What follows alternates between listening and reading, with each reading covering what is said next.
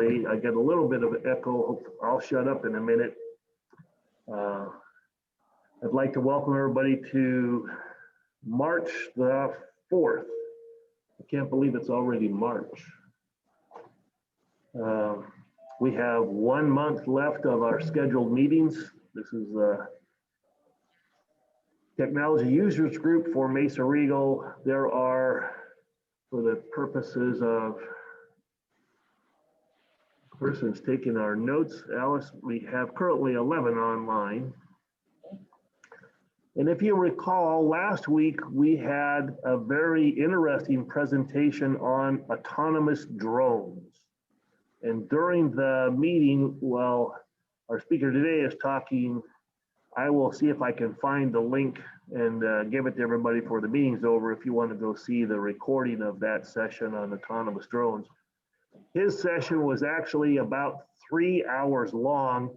And so he skipped about he showed us about every fourth slide of a slide deck to get it done in an hour. So there's a lot to learn about autonomous drones, but it was very interesting. A week before that, we attempted to have our speaker today, and we had technical difficulties.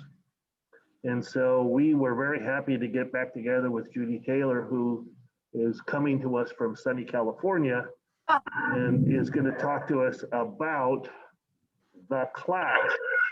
And if you remember, we did talk a little bit about the cloud last time, but she will illuminate and educate us on the cloud.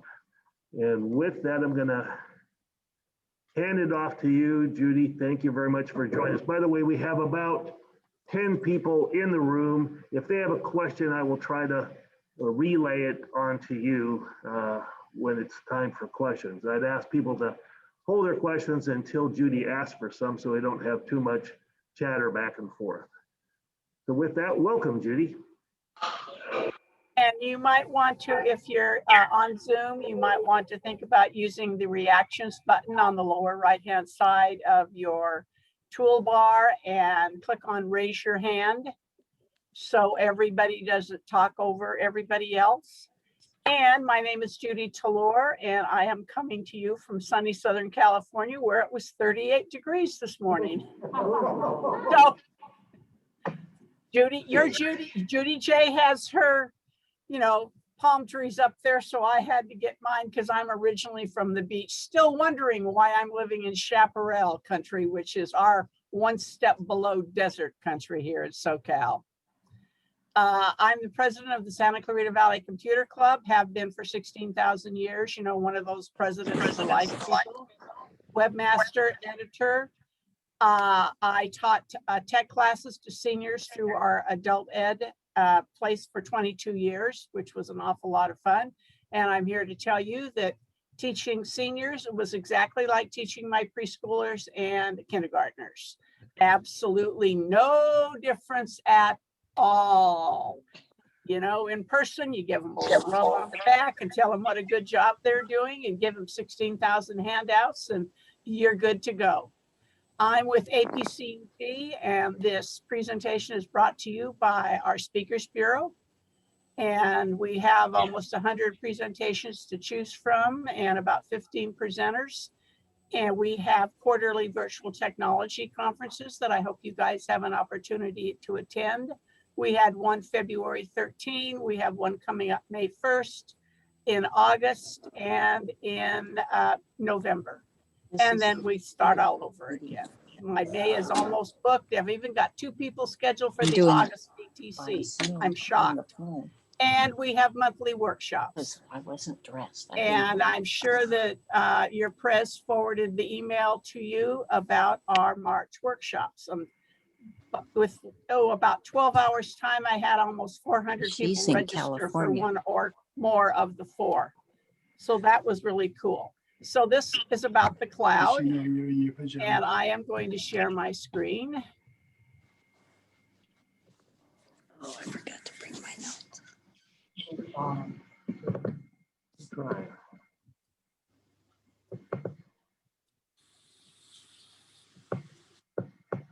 And off we go. So it's titled "The Cloud is Here. Please don't get left behind." So people say, what is the cloud? Well, you know, the cloud belongs to Apple. No. It belongs to Google. And what about Microsoft? Belongs to all of us. So have you ever heard people talking about the cloud computing, cloud storage, and you kind of really don't understand what it is, but you nod your head like you do? It's 1 in 5 Americans, that's 22%, say, I've just pretended to know what the cloud is or how it works. The majority say it's an actual cloud, a fluffy white thing up in the sky, or it's something related to the weather.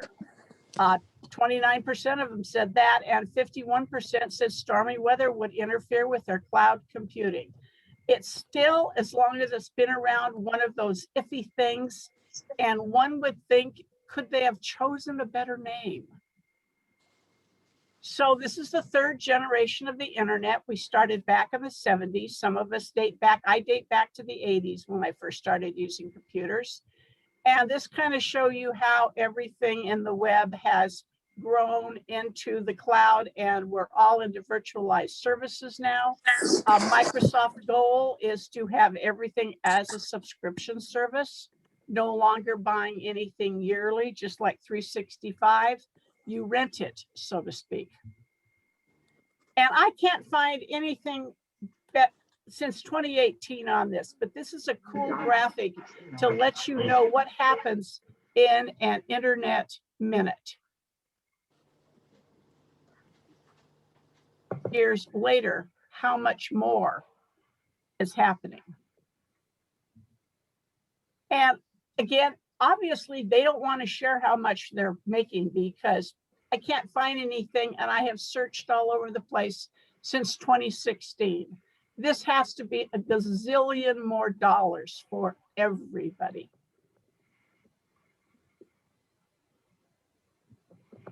So what happens every day? Just one day on the internet, 5.5 billion Google searches. I'm one of those. I always say Google is my friend.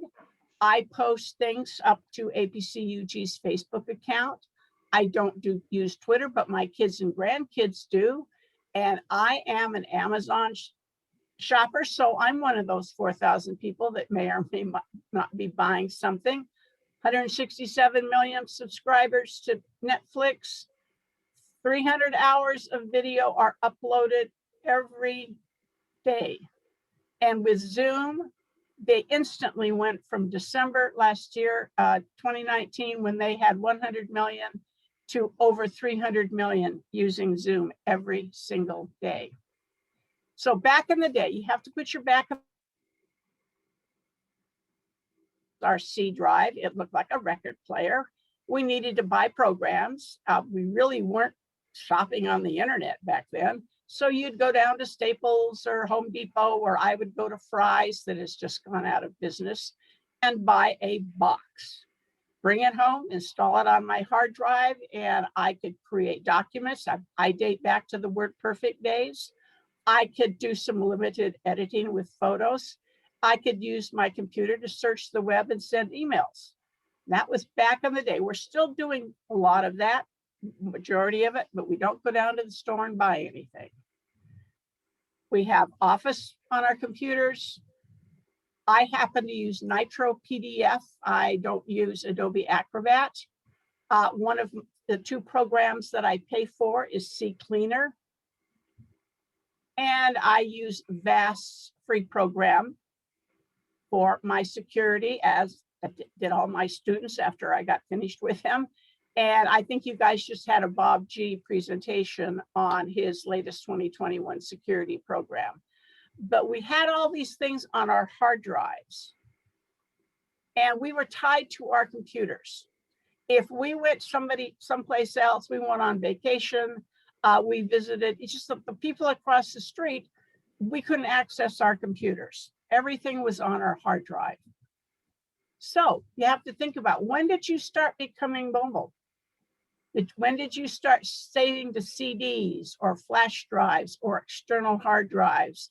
And you got that wonderful camera, and all your photos went on your SD card. So my question is, do you use web-based apps? Yeah, we all do. We're all participating in the cloud. The minute you got on the internet or sent an email the first time, you were in the cloud. It just wasn't necessarily called that back in the day. And all of these programs are stored someplace else in the cloud, and we get them via the internet. I have not gone down to Best Buy or any place and bought a box of software in 1,000 years. So what's the cloud? Where is it? Are we in the cloud now? Have you asked yourself that? Have other people asked you that question? Well, the cloud computing term has been around 1977 when it was used to represent sources outside your hardware network. Whoever that was, again, I say, couldn't they have used something that makes a little bit more sense? But that's okay.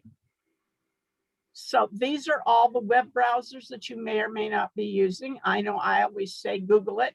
And John Kennedy, the advisor in the Ohio area, says, Judy, you need to start saying DuckDuckGo it, because that's a much more secure program.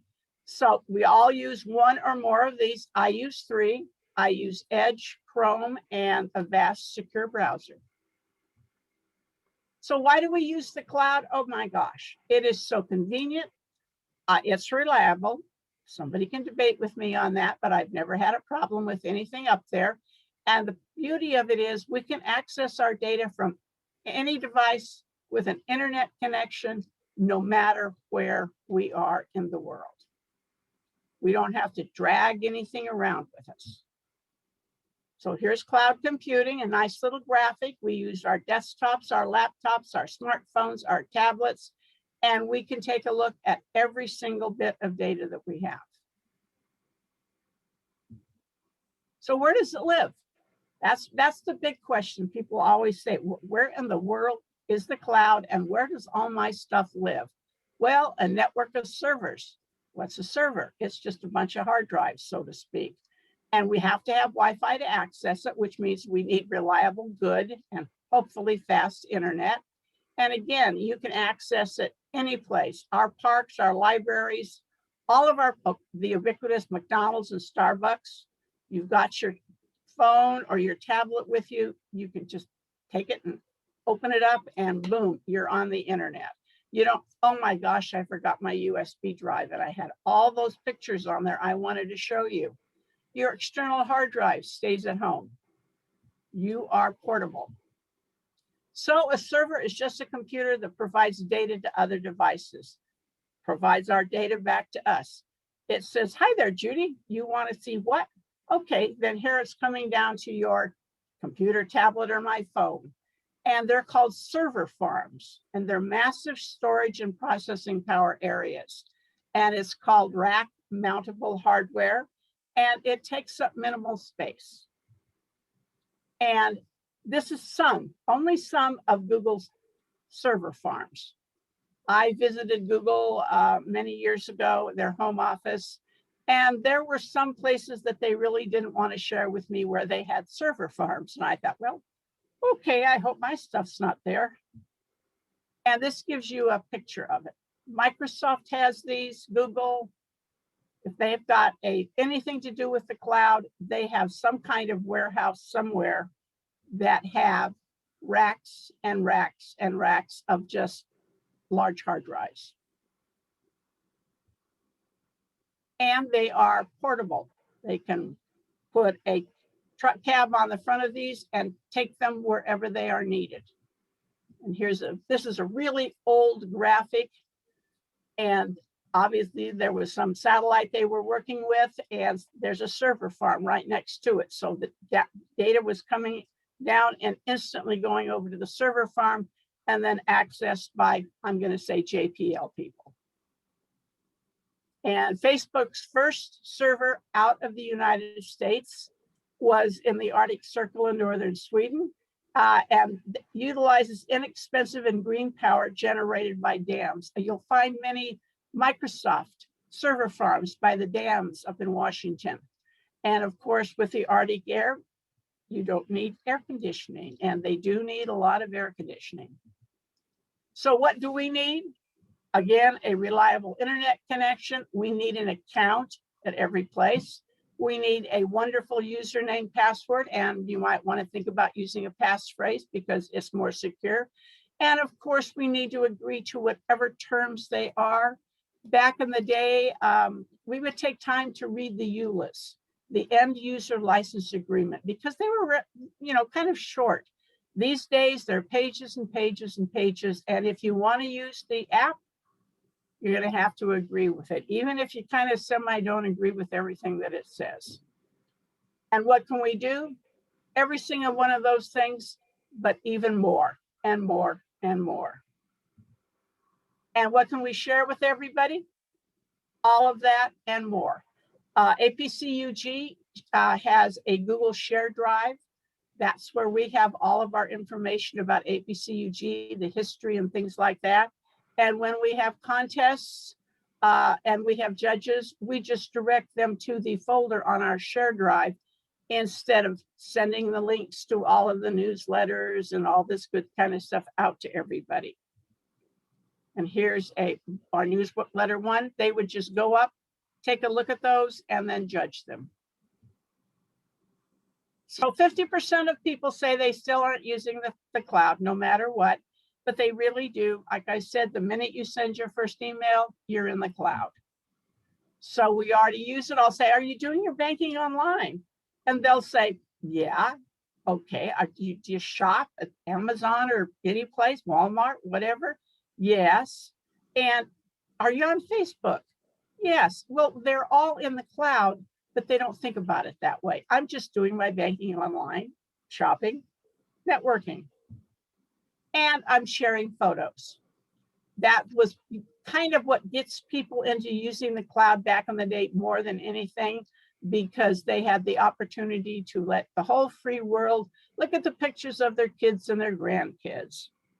My little darlings right there are now, the kid on the right is 21 and the one on the left is 20. Do you play online games? Well, yeah, I play online games. Then you're in the cloud. Do you listen to music? Well, sure. Spotify's my favorite. It's not coming through the radio. It's in the cloud. And again, all of your devices can link together. Storage in the cloud. I recommend everybody have redundant storage in the cloud. We have it on our physical drives, whether it be a platter or an SSD. Have it on an external drive, and then have a cloud storage account just in case. iCloud, if you've got an iPhone or an iDevice, you automatically can save to the iCloud cloud. Same thing with Android. With the Google, I have a Pixel, everything goes up to my Drive account. Chromebooks, if you are working with Chromebooks these days, everything is in the cloud, that you do not save anything on their small hard drive. It's designed for you to use when you're connected to the internet. It uses Google's Chrome. According to Chrome and OS and Google, you do not need any security software, because every time you turn it off and turn it back on, it kind of like renews itself. And it looks around and says, okay, I need this, this is new. So boom, you've got it. And Chromebooks more and more are taking over from just regular Windows laptops. And you can use Google Docs. You can access them directly via the internet, the cloud on your Chromebook. And I am involved with a quarterly group of local officers here, computer clubs. And we meet quarterly, and 2 of the attendees bring their Chromebooks. They do not, get on the internet. They take notes, and they're saving it to a flash drive, and off they go. And when they get home, they can take that information, and if they're still using their Chromebook, put it in the cloud, or they can save it to their laptop hard drive. In my district, we have 23,000 students. Each one has a Chromebook right now, where they're learning at home.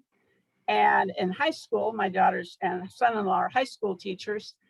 They have Chromebook cards, and they're plugged in common area. When Lori's there for start class. She wheels the Chromebook cart in. All the students take their Chromebook and work. They all have their own accounts and the kids are loving it.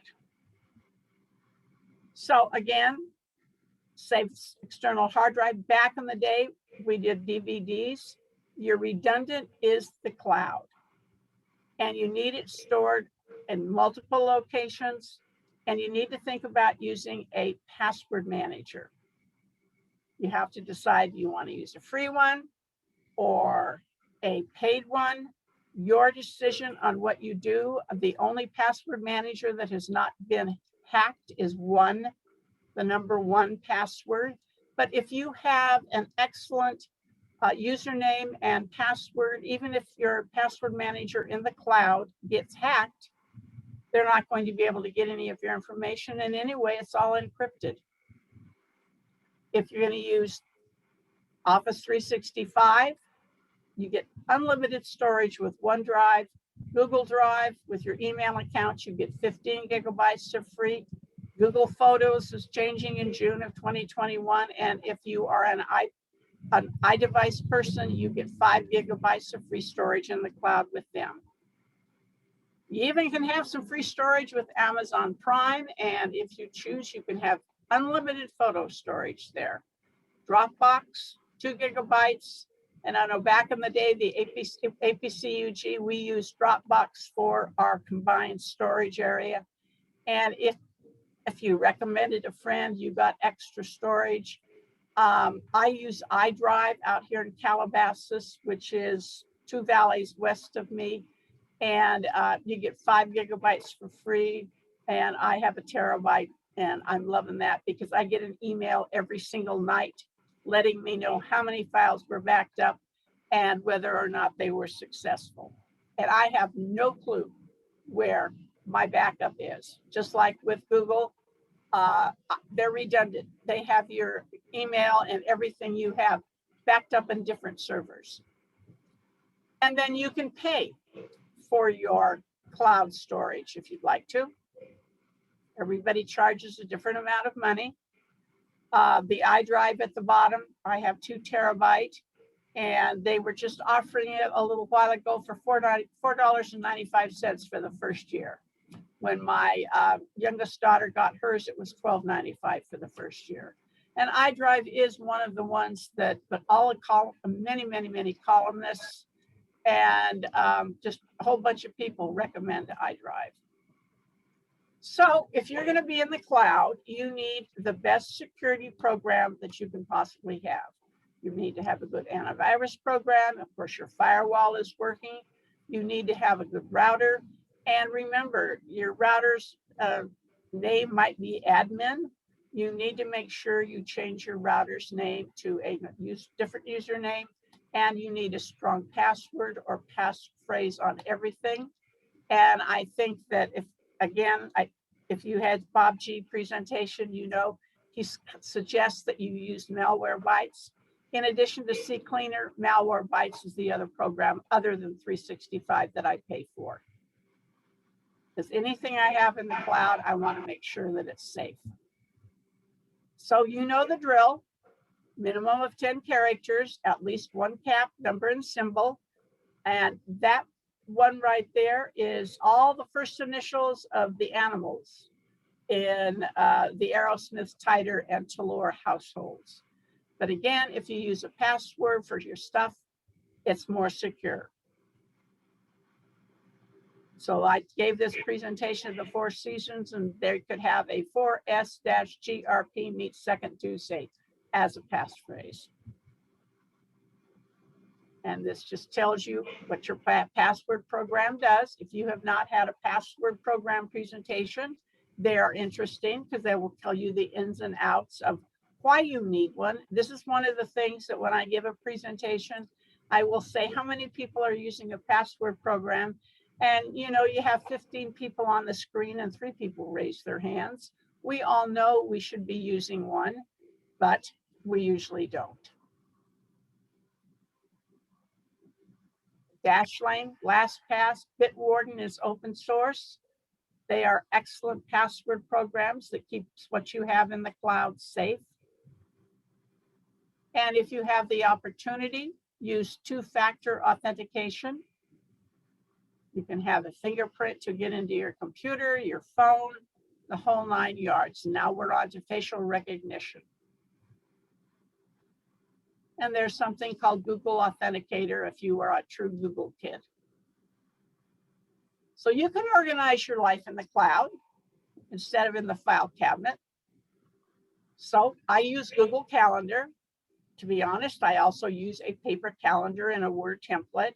I was telling somebody the other day that I still, even after being retired for a gazillion years, I like to look at a paper calendar. My paper calendar for January is blue.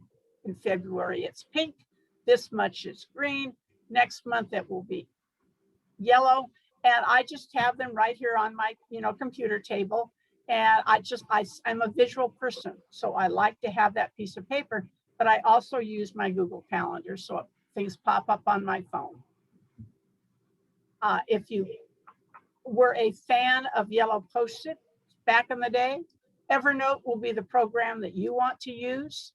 And again, it's in the cloud. You have nothing saved on your hard drive. And you can use it to, some Stan Wallner from the Central Florida Computer Society said, okay, Judy, I'm going to put that presentation in my Tickle file. And I thought, oh, Lord, I haven't heard Tickle file for 1,000 years. And since Huey uses Evernote, I wonder if it's in his Evernote program. But you can drag website information in there, everything, everybody's birthdays, notes. And like I say, I call it my yellow Post-it note program. And I can remember back in the day with my CRT monitor at work, and those yellow Post-it notes were stuck all around the outside of that huge monitor. This is what it looks like. I was tasked with finding out every APCUG group that had a Facebook account or any online presence. I started in 2017, and it took me well over a year to finally get it all together. I just kept putting the information in Evernote. And there we go. It was called APCUG social media links. When I'd find another group had some information and they had, YouTube or whatever, I'd pop it in there till I had gotten as much as I possibly could. And then I put my project all together. So we are all communicating via the cloud, no matter what kind of email system you are using. Back in the day, Workday, it came down to my hard drive. All of my Gmail and Outlook.com, my personalusa.net, it's all in the cloud. We can communicate with the cloud. I have never been successful with Skype. I have no clue why. I've been using Zoom since 2014. And one of my daughters is into databases, and she would go to countries around the world when Jacobs Engineering bought a business in that country and talk with them on what they needed employee-wise to be in the HR database. And they sent her with, the satellite phones and everything. And oftentimes she had to use Skype, and a couple of times she had to use Zoom in order to contact people at home. The phones didn't work, period. So even if you have a free account, you have 40 minutes that you can gab, or if you have a pro account, you can talk 24/7 to people. It's not only used for meetings. And I always think that every tech club should have a Google Voice phone number on their website. People still like to pick up the phone and call somebody. It's all in the cloud. Whoever is responsible for it receives an email that says such and so called. You can listen to it, or you can read the message, and then you can get back to them. We have one advisor from out of Florida. He swears with Magic Jack. He has used Magic Jack since it first came out. And when he goes over to Europe, he doesn't have to pay for any calls. He plugs his Magic Jack in. And it's just a little device like that. And if you have an iPhone, you are communicating in the cloud with whoever. My oldest daughter's husband's dad, he is, you know, one of those people that knows almost next to nothing about computers and really isn't interested. And he would call on the telephone every Sunday from San Diego, and they'd pass the phone around. And so the kids encouraged him to get an iPhone. He thought he died and went to heaven. He just, every Sunday, he and his, you know, Papa and Grandma get on that phone and talk to Lori and Todd and Tyler and Scotty. And he just thinks FaceTime's the best thing that came down the pipe. And if you have a Gmail account, I suggest you explore everything under those 9 dots to see what it has to offer. Bill James has recently put a presentation together. It's all about Google, and it goes an overview of the majority of what Google has to offer. You can create your documents. You can share a folder with someone like we do with the contest information. You can use the calendar, of course, store your photos. If you have not had a presentation by the Greeks on a tour out of Florida, you should really schedule one of those. Chris is an expert on Google Photos, and she will show you how to do things with your iPhone regarding photos as well as an Android phone. And it is a fun presentation. And I could use Google Docs if I had to. I'm a power user when it comes to Word, mainly because I taught it for 22 years. But I could use Google Docs if I decided I didn't want to spend $70 a year for 365. And people can make comments. You can give them different colors. You can share it with selected people. Oops, the one at the bottom is the one with comments. There's my name. I'm making a comment to myself, so to speak. And Sheets, I could use their version of Excel. I'm a light Excel user, and I could use that. I could not use their version of PowerPoint called Slides. It is too austere for me, but not that many people are really into PowerPoint. They're usually doing Word documents or Excel spreadsheets. So if you wanted to give that up, you could have all of your stuff in the cloud. Everything saves to your cloud drive next, based on your Gmail account. And of course, the Internet of Things, that's all about the cloud. They said 20.8 billion people are going to have IoT devices by 2020. And we met that, and it's growing all the time. And I'm wondering if you're one of those people has 2.5. We have a 2.5 car garage. I've never seen a half of a car, and 2.5 internet devices. Bill James just talked about, he has 27. He is in Oklahoma City, and he has been with home automation for many years, and he's got 27. He has a washer named Sudsy, a dryer with the name of Bounce, and Herman is his robotic vacuum. And it's just a hoot. He thought he may as well. And then I tell him he needs a refrigerator. And he goes, Judy, I don't want to spend $500 on a Wi-Fi refrigerator, $5,000 on a Wi-Fi refrigerator. But again, all of our appliances and our vacuums, it's all the stuff is in the cloud now. You do not have a long cord that, like on the vacuum, that you plug in. It's Wi-Fi. The one thing it is, if you have Internet of Things devices, you need to install any updates in a timely manner, which means you need to register them. You need to think Microsoft Tuesday updates. You know, there are always security options and things like this, and we need to always download and install those. The same thing with any Internet of Things devices that you may have. And after the presentation, discussion, you can talk about what security programs you each have. We're all about sharing information. That's the name of the game with tech clubs. Many are 501c3s, and the component in there is education. We are here to educate our members. You could talk about password programs, who's using what, why do you like it, why does it work for you? And the ever popular question, how easy is it to use? And again, backing up, we're having a backing up workshop on March 31st because that is World Backup Day. And you, like I say, you ask people, how many of you in the group are backing up? And everybody looks around like, oh darn. And very few people raise their hand. What are your favorite cloud apps? Share what you are using in the cloud. Somebody might think, maybe I would like to use that.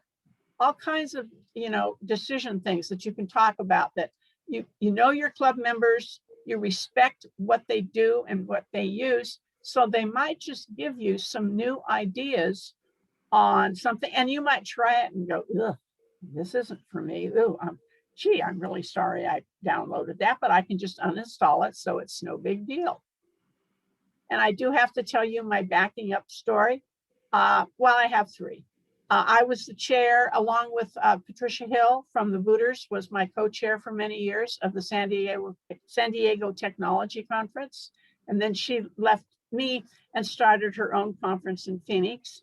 And I've had hard drives fail twice. And both of them happened to be in the summer before Southwest. And if I had not had backup of every single piece of data, we wouldn't have been able to have the conference because everything was on my hard drive, but I had it on an external hard drive and life went on. When I moved my youngest daughter and her family back to the Denver area, she consolidated 3 Borax mule team, human resources departments, and people from APCG said, how can you do that? You need to be up here in Las Vegas for the conference. You've got all the stuff.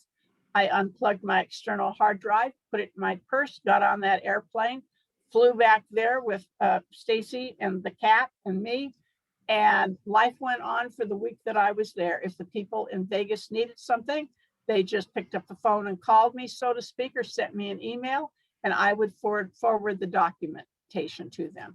So think how much easier that would have been if back in the day, I would have had that in the cloud. I could have shared that folder with everybody, and I could have enjoyed my time setting up her house instead of being forever looking for documents and sending them to them. They could have looked for them themselves. And I have resources at the back on where I got all of my information from. And I am finished. I cut out a lot of it. Well, it's great. I really enjoyed watching the presentation. It was so much better than the punt that we did ourselves. I want to open it up to people if they have any questions.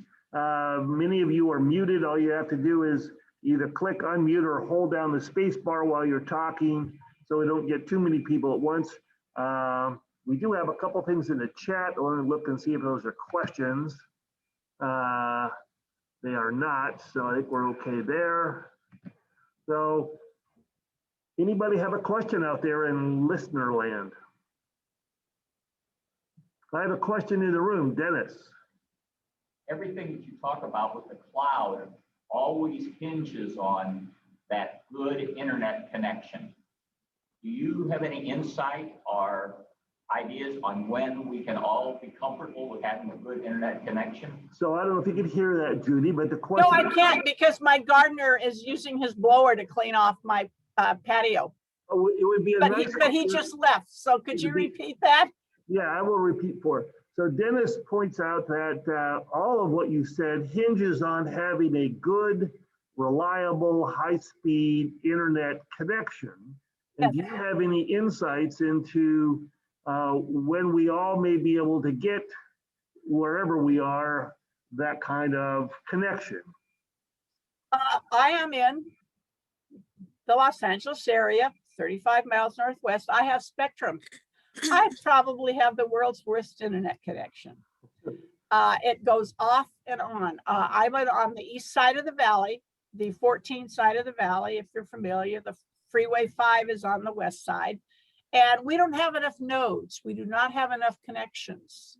And my node is down at the bottom of the hill, which would be about 2.5 blocks. It's just one solid uphill thingy. And oh my, we just have so many people using the internet now. Oh gosh. And I get instant outs and they just go like drives me crazy. You need to have, if you have something, if you're wrapped, if you have cable, I have always had cable, and they came out and they rewrapped my house. They changed out all of my underground cables. They cleaned my connections and changed them in the parkway where I come from. So you need to have that kind of stuff done.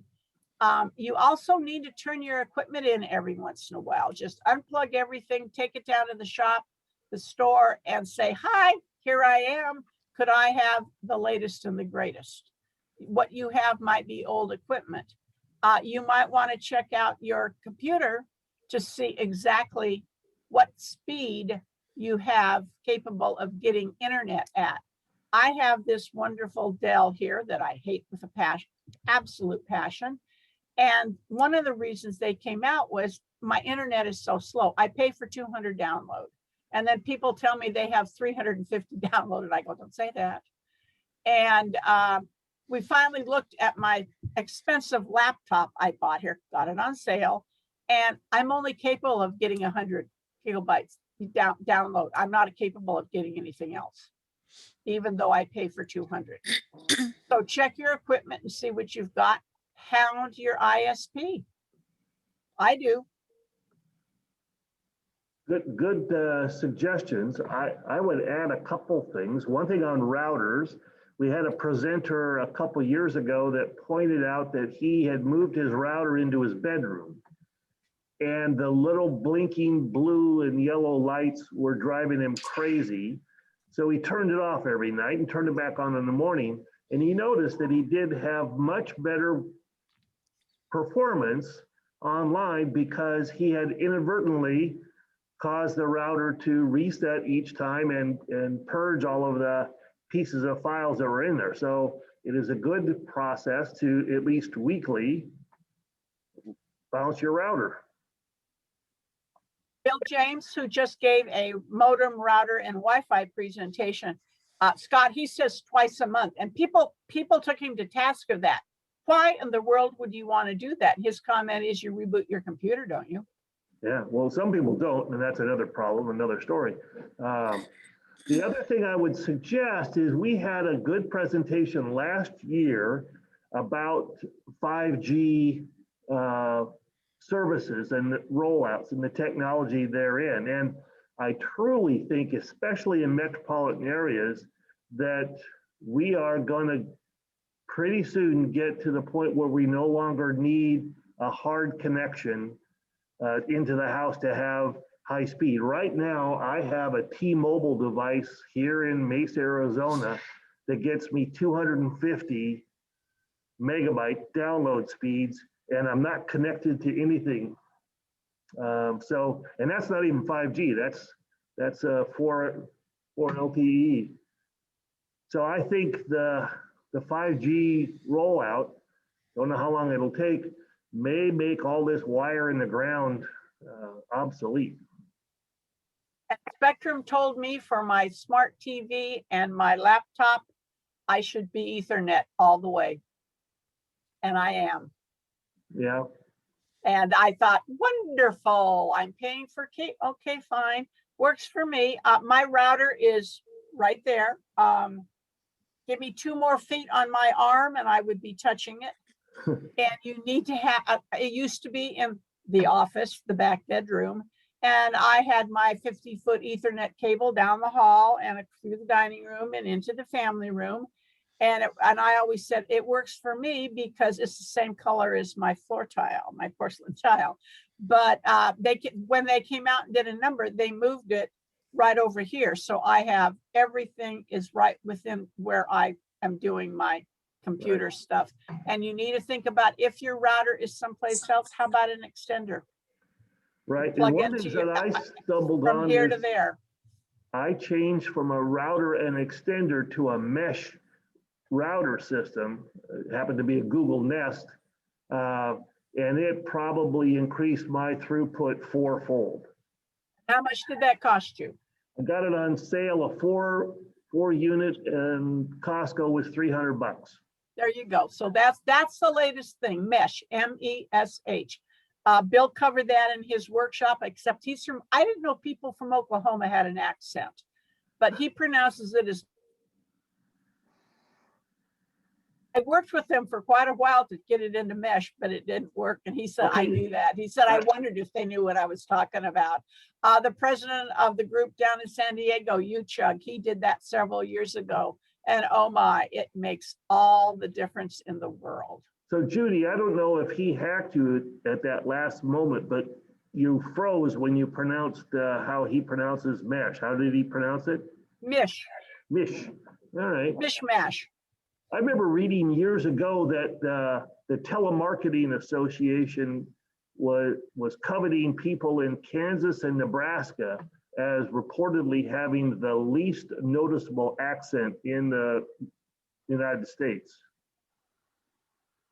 Californians don't have an accent if you're a native.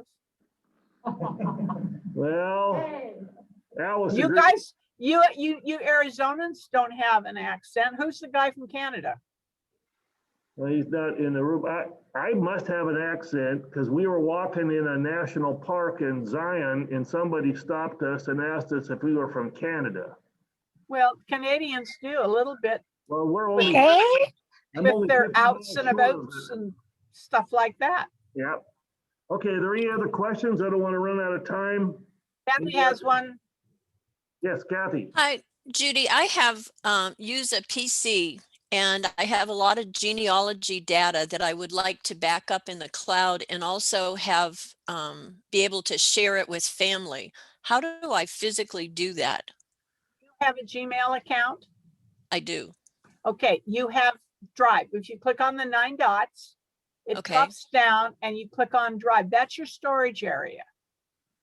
And you can take your documents and put them up there, and then you can share. How do I That- physically put them there? That's what I don't understand. You go to google.com and you ask the question. You Google it. Yeah. It's pretty straightforward. You simply, Yeah. once you go into your G Drive, there's a little thing that says upload, and you can browse your computer, you can drag it, click them just like you would copy it onto a thumb drive, only you're copying it up to your G Drive in the cloud.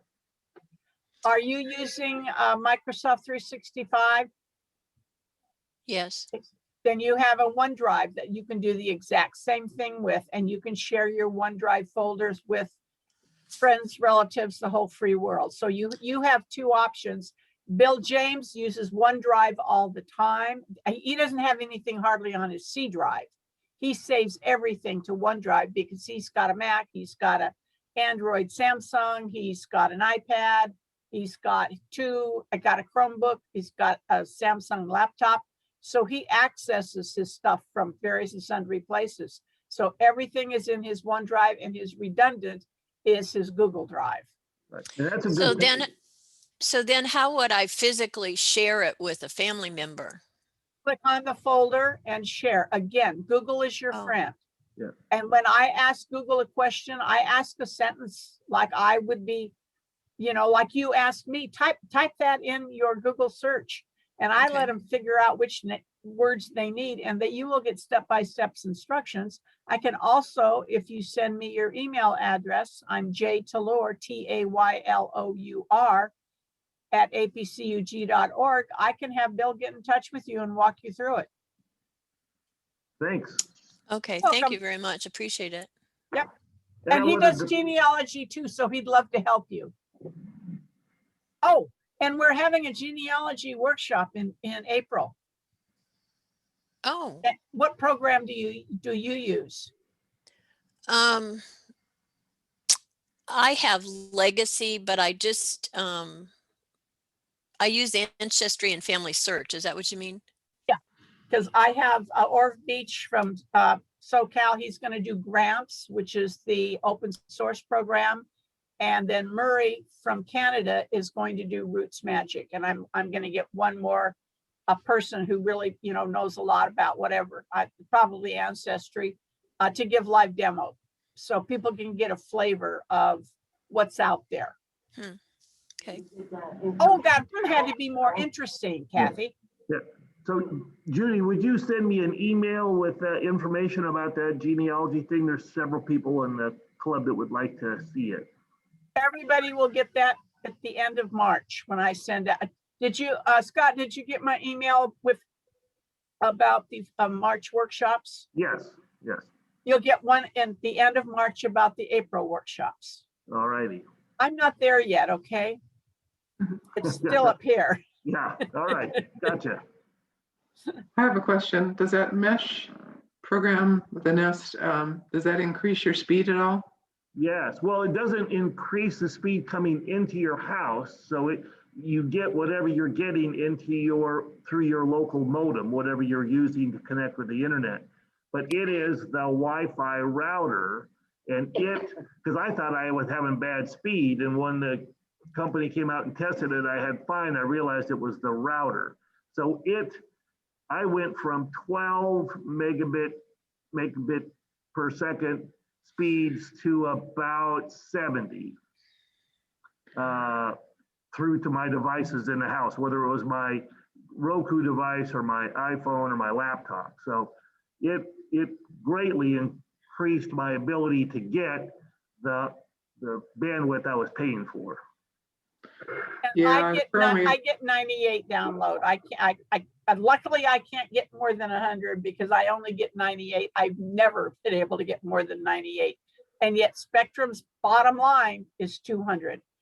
Other people in other areas that have more nodes than I do get better access. The other thing is, how old is your router?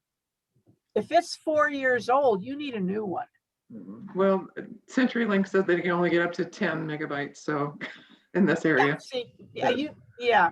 Your DSL, and that is a theoretical maximum, and it is very much dependent on exactly how many feet you are from the access point, as opposed to cable that is more dependent and more reactive to how many users you have at a particular moment. Pesky kids are going back to school. My oldest kids, there's mom and dad teachers, 23, 21, and everybody's on at the same time. The kids are playing games. Lori's working with Zoom, training teachers and all that good kind of stuff. So they pay extra and they get 400. And they're in the middle of the valley with enough nodes, and they actually get darn close, all four of them, 400 megabyte download. And of course, I only get 12 upload, and I don't care about the download speed. I'm always sending stuff out, and I get 12 upload. But again, new router, take your old equipment back in. When the tech was out here working, and he said, my modem that I had from Spectrum, I have their VoIP phone, and I have to have a modem for that. And he said, this will be done by December. You need to turn it in. And I said, oh, I was just getting ready to unplug it and take it down to the shop and say, hi, it's me again, and give me a new one. And he said, yeah, you need to do that. So please exchange out your equipment. That might help too. And especially buy a new router if you have your own router, if it's like 4 years old. It gets to be anymore. If it's electronic and 4 years old, it's done. Yeah. I know my desktop at home is 6 years old, and I keep thinking, I've been recommending people to get new computers after 4, and now I'm using a 6-year-old desktop. So. Oh, I loved it when I taught. Every time a new operating system came out, I had to buy a new computer because I didn't want to upgrade. I just felt that, oh gosh, one of my students might ask a question, or somebody in the computer club might. So then I don't do that. I have this dumb Dell. Believe it or not, I have a 20-year-old desktop that still works. I had it less than a year and the hard drive failed, and I sent it back and they redid it, and the darn thing is still working. And I've gone through, I don't know how many laptops since then. What's your operating system? It's not connected to the internet now. Okay, good job. Yeah, I ran into a friend in Quartzsite, and he asked me a computer question. So I got on his laptop, And I said, you know, what version are you using? He goes, oh, I think it's Windows 7. And so the conversation went downhill from there. And basically I said, you need to go into Yuma and buy a new computer. Yep. I got my neighbor across the street and he said, I'm a procrastinator of the worst kind. And I found one for him and he yelled across the street. He says, I'm going to go up to Staples. And I said, if I go with you, will you buy it? And he said, sure. Uh-huh. So I didn't have to drive in the truck that I had to get a ladder, but regular, and off we went. And by golly, he plunked $700 down and it's got an SSD. And I said, you're going to think you died and went to heaven. You know, he doesn't care, but he did admit it was really fast compared to his dog that he'd had for longer than 4 years, Scott. Yeah, I was watching the other day on the Tech for Seniors and the presentation on all of his old computers all the way back to, pre-DOS computers. And I thought, I really am old because I had almost all of the same computers he had. So we're just about out of time. We have time for one more question if anybody out there has one for Judy. Was that Huey that talked about his computers? Showing all of his old stuff. Yeah. Okay, I have a question for you guys. How many people back up? Raise your hand, please, for if I can see you. Oh, yeah. Yeah, we got about almost everybody in the room. How about password managers? How many people use password managers? I know at least 2 of them do because I've talked to them. Okay, Scott, you're going to have to work on that. You guys are backing up. If you've got that many backing up, I'm very pleased with that. But you need to get your act. Okay, I have a presentation that I call my living presentation about death. It's about asset management for when you're gone, and everybody has to have a password manager, or when your executor walks in the door, they're going to go say, oh, now what do I do? Yep, I was going to make that very statement. I was doing some final planning, and one of the books I was going through suggested that very thing, that unless you have a password manager, you have to have this long list of sites and passwords and account IDs. And with a password manager, the person that's taken over your affairs it greatly aids them in figuring out what things need to be done. And if you don't, they will think very poorly of you. Yeah, Christy has a comment. Every year right. for my son-in-law's birthday, I encrypt my password file and send it to him with a password for his birthday present. That's great. Jack, you had a question. Yes, Judy, on your password manager, do you allow it to generate the new passwords? Or do You can't. You can if you want to. It's up to you. The one thing, when I gave my password manager presentation to my group, I asked them, why aren't you using one? And one of the reasons was control. They still wanted to think they had it up here.